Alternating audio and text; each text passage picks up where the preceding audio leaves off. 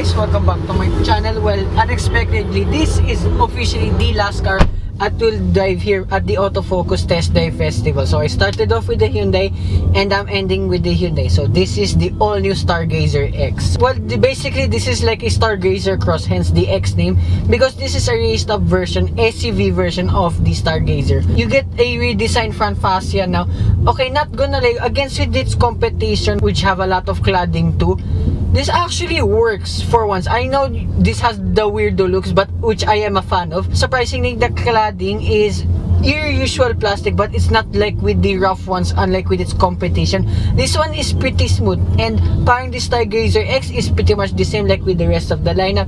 This is a 1.5 liter naturally aspirated 4-cylinder engine with 112 horsepower and 144 Newton meters of torque. And this one is mated to an IVT transmission. So the looks on the side and at the rear, conventionally the same, just a little bit more cladding, but this time you get a blacked out roof over here, and then here the interior itself pretty much the same.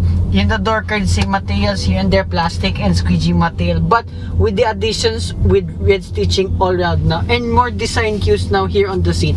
This is a little bit more like it, to be honest with me. And now here in the interior, besides the additions of the red stitching here, everything else is pretty much the same. You get the same steering wheel here with the same amount of controls.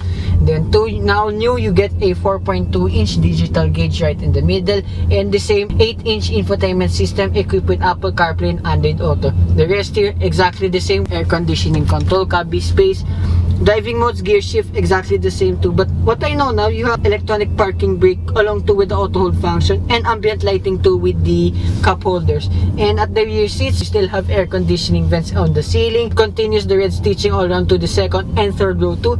And my favorite part of the Stargazer X, you get still the seat back table like with the GLS Premium. So yeah, that's a quick walkthrough here in the interior. What I want to find out now on how this will drive, since this is a little bit more raised up than the regular Stargazer. Just gonna drive the Stargazer X here in the obstacle course, because I know more or less it will drive the same, but since now having a little bit more raised ride height, so this one stands now at 200 millimeters. And that's one few more things I noticed in the exterior. You get, it's on the cladding again, there's a little bit more protrusions on either side of the door, and I love it. And yeah, having 200 millimeters more ground clearance, so I want to see how this compares now in the obstacle course. So okay, the body lean looks more or less the same like with the regular Stargazer. I don't think that's a bad thing whatsoever. It looks exactly, feels exactly the same. But what I want to test out here, that's why I'm only driving this in the obstacle course, is this suspension test. Since, oh wow, that's actually pretty good. Yes, it's just slightly stiffer now, yes, again because of the raised ride height, but still soaks up the bumps pretty well. Yeah, that's the thing about raised up vehicles like this Stargazer X and everything else in its class. Yeah, they tend to be a bit stiffer, but this one is not so bad, surprisingly. Drives with like with the regular Stargazers too. And then I turned the traction control off for fun only.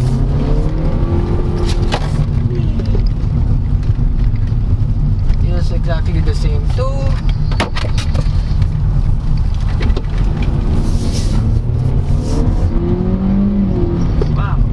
This is as well one of my benchmark MPVs already, since you get a lot of the features. The weirdo looks, I'm really a fan of this. So for the cost of all of this stands at 1,380,000 pesos. Yes, it's a little bit more expensive, but there's at least few more additions here. It's not just like a raised up and then they just added plastic.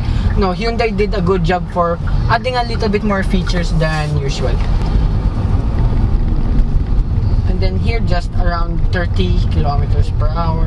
The NVH feels exactly the same too like with the regular Stargazer. It's still not a bad thing. And remember, I left everything in sport mode, but actually I turned on the traction control for the next user. Yeah, drives really good. Again, one of the benchmark MPVs in this class, including now with this raised up brand with the X.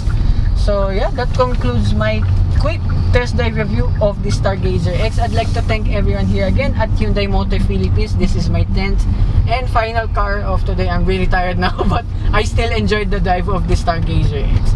So I'd like to thank as well to Sir Kenneth po. to Sir Kenneth of Hyundai E. Rodriguez. So I did actually a few shoots there too at Hyundai E. Rodriguez. So check that out on my channel. So hope you guys like and subscribe, and I will see you with more future car reviews and more Hyundais too.